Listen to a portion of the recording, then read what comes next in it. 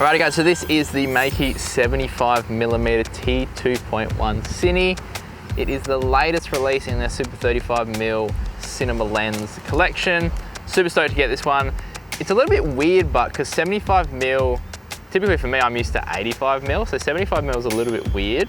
But it kind of makes sense because I guess it's like a linear jump up. So they got like, I guess not really, they got 24 and 50. So it's almost a linear jump up. Doing a bit of testing, seeing what it's like. The optics look really good, as all the Meike Cinema Lenses are. Let's do some testing and see kind of what it looks like and how it performs. How's it going, guys? My name is Andrew Murphy from Down Under in Gold Coast, Australia. One of the good things about these Meike Cinema Lenses is that they're an all-metal design, so super high build quality. I just don't understand how they're able to make the lenses so good for so cheap. But essentially it is a all-metal design. We have a declicked aperture, so this goes from T2.1 all the way to T22. That is a standard throughout the whole collection on this Super 35mm range. We have a minimum focusing distance of 0.7 meters or 2.4 feet. I don't know if that's right. In terms of optical quality, the Meike 75mm T2.1 Cinema Lens performs absolutely amazing, and the bokeh on this thing is just insane. The thing I love about any focal length above like 50mm or above is the compression, and the bokeh is just, oh my god, so good. But the downside with, say, like a 75mm lens is that you probably do need some sort of stabilization to get smooth shots because it's such a high focal length. Like this shot of Jason was shot on a tripod and it looks great, but trying to hand hold at 75mm can be a little bit tough without the help of like a little bit of active stabilization in your camera, because all those little tiny movements that you make are really exaggerated at higher focal lengths. But what's crazy is that even at T22, you still get depth of field, which is a good and a bad thing. So if you are needing for everything in the shot to be in focus, then definitely don't shoot at 75mm. But the good thing is that, say you have a group of people in the same shot, they're all gonna be in focus. Plus, you're still gonna get somewhat of a blurry background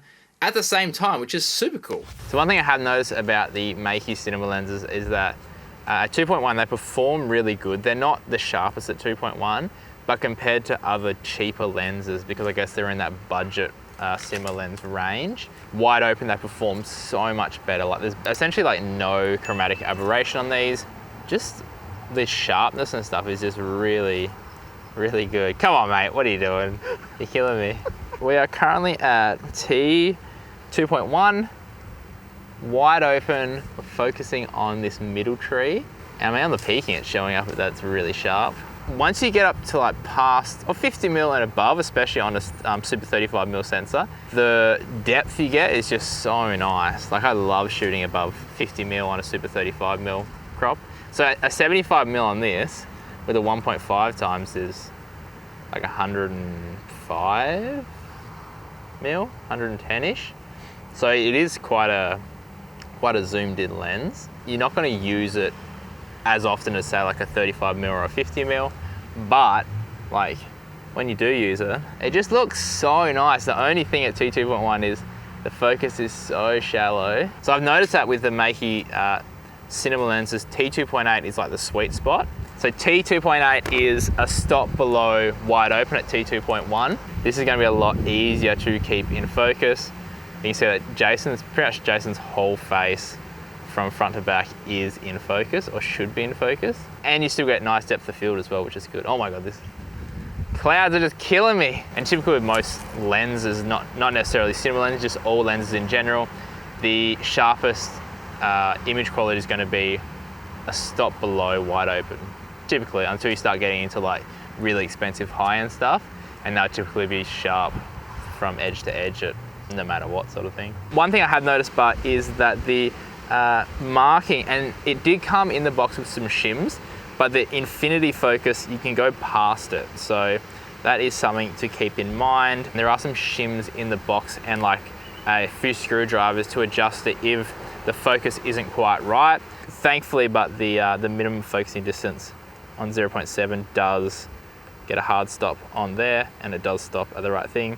Now bokeh on this is almost perfectly circular, even wide open at T2.1. It does chop the edges ever so slightly, but nowhere near as bad as some other lenses I've seen when you actually go wide open. And with the flaring, you do get this really hectic ghosting flaring effect wide open. This is the same on the 35mm and the 50mm as well. But all you need to do is stop it down to, I'd say it's T2.3. It's the first marking above T2.1, and it gets rid of all this completely, and it cleans up the image perfectly. Like, you can't even tell. All right, also we have a 0.8 pitch teeth on both the aperture and the focus. So for something like this small rig follow focus system, we can just chuck this on here. One thing I don't like about the Meike Cinema lenses is that we only have markings on one side. So not the biggest deal. It's just something to keep in mind. If you are going to be looking at the distance on the lens, you have to be on the left side, not the right side, because that is where the markings are. But thankfully the markings on the lens itself are actually super vibrant, super easy to see. Other things, 77mm filter thread, which is standard throughout. It also has a 270-degree focus throw, which is wild. It's freaking huge. If you're not used to having big focus throws, say you're coming from a photo lens, this is going to really throw you off, because obviously to do a full pull, let me put this on here. To do a full focus pull is actually a lot of work. So typically like a photo lens, you just do like that. Whereas this is like this. So this is, you got 1, 2, 3, like twist sort of thing to get from infinity all the way to your closest focal distance. But the good thing about this is that if you are shooting something and you do need to quickly adjust something, you can make fine adjustments super easy, rather than on a photo lens, it's really hard to make those small adjustments if you are pulling focus manually. But otherwise, smoothness of the aperture ring and focus ring are really good. I've noticed that on all the Meike lenses, they've just been really, just the build quality on all the ones that I have just been insanely good. Like I am really impressed. I like the look of it for the Canon or any Canon camera, just because Canons are black, white and red, and I guess it's the same setup on the Meike Cinema lenses. So it really fits in nice and makes it look like it's a part of the Canon ecosystem. Oh, actually, I just noticed as well, my batteries are black, white and red as well. Should be my color scheme turning into MKBHD. Now, unfortunately, one of the downsides of these cinema lenses is that they don't have weather sealing. So if you do shoot in like wet conditions, then these probably aren't the best choice for you. But the EF mount on the back is metal, and it is super solid. Now, the super 35mm range of the Meike Cinema lenses come in an EF and a PL mount, but if you're needing like a different sort of mount, the full frame range offers a EF, RF, PL, E and L mount, so that'll obviously accommodate those full frame cameras with the right lenses. I guess the main thing to keep in mind is that 75mm is quite a tight focal length, so I typically won't be using this lens that much on commercials and stuff, but it is good to have in the kit just in case you need to like shoot over a great distance, or you really want to compress the, I guess, like depth of an image. Now in terms of price, again, this just blows my mind. So I picked up mine for around 800, 850 Australian dollars. It's the same as what I got the 35mm and the 50mm for as well.